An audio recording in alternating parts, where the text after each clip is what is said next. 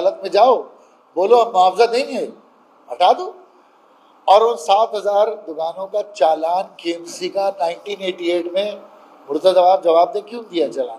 MKM تو operation میں تھی، 1998 میں KMC کے چالان ہیں ان کے پاس، عدالت نے اسی میں تو اسٹے دیا کہ سرکار نے چالان لیا کیسے؟ یہ تو چالان ہے خالی 10,000 کا، وہ جو پولیس نے لیا ہوگا مہینہ، وہ جو KMC نے لیا ہوگا مہینہ، اس زمانے کے جب افسران نے لیا ہوگا۔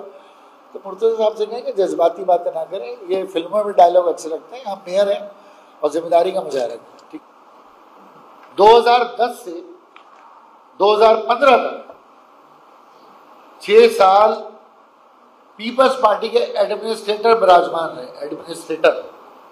یہ کہتے ہیں نا ہمارے پاس تو کبھی مقامی حکومت نہیں رہی، جھوٹ بولتے ہوئے شرم آنی چاہیے۔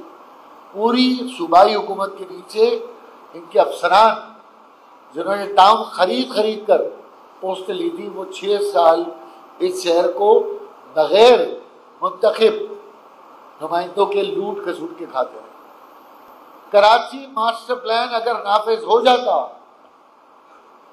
تو یہ کراچی میں موجود system, water mafia, building mafia, کچرا مافیا، یہ سب لینڈ مافیا، یہ سب کا کاروبار یہاں ٹھپ ہو جاتا۔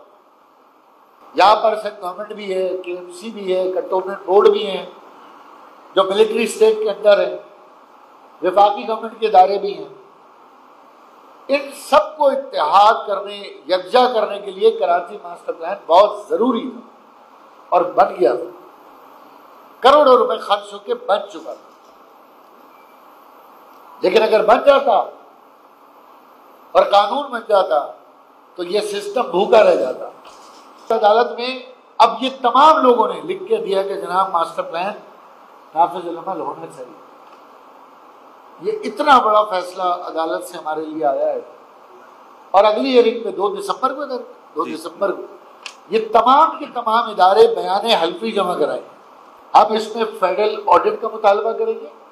یہ 18ویں ترمیم نہیں ہے، یہ پیپلز پارٹی دھوکے میں نہ رہے۔ 18ویں ترمیم ہے 60% علاقہ تو وفاق اور ملٹری لینڈ کا ہے، اس میں تو وفاق بھی انوالو ہوگا، اس کے فوجی ادارے بھی انوالو ہوں گے۔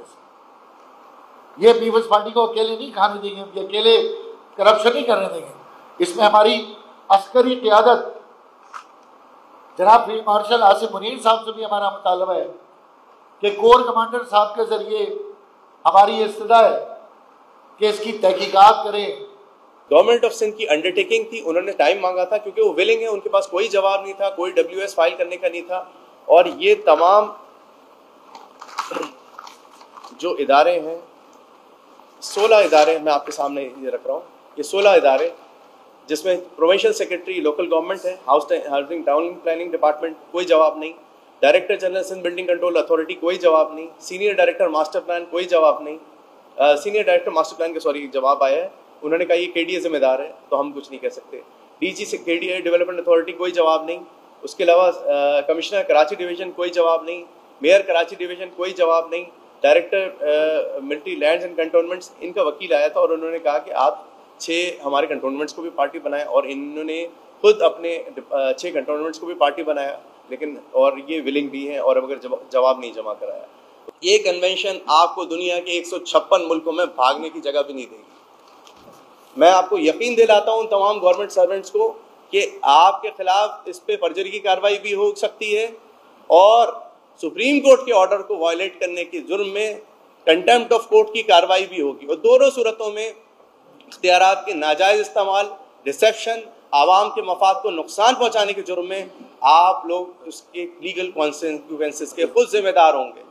تو خدا را ایسی کسی سازش کا شکار نہ ہو۔ اس وقت حال یہ ہے کہ DG SBCA 4 DG چینج ہو چکے ہیں، چاروں نان ٹیکنیکل تھے۔